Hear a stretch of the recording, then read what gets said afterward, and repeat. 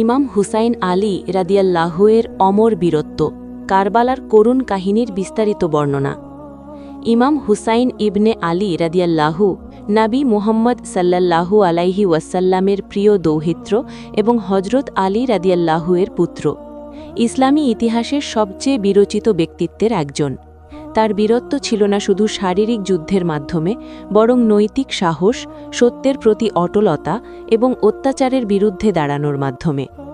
৬১ হিজরি ৮৮০ খ্রিস্টাব্দের ১০ মুহাররম আশুরা কারবালার যুদ্ধে তিনি ৭২ জন সঙ্গী ও পরিবারের সদস্য নিয়ে হাজার হাজারের সেনাবাহিনীর মুখোমুখি হন। এটি ছিল অসম যুদ্ধ। একদিকে সত্য, ন্যায় ও ইসলামের রক্ষণাবেক্ষণ, অন্যদিকে ক্ষমতার অত্যাচারী ইয়াজিদের সেনা। ইমাম হুসাইনের বীরত্বের মূল মন্ত্র ছিল, যদি দিন বাঁচাতে আমাকে কুরবানি দিতে হয় তাই হোক। তার এই ত্যাগ ইসলামকে অন্ধকার থেকে উদ্ধার করে এবং আজও লক্ষ লক্ষ মানুষকে অনুপ্রাণিত করে।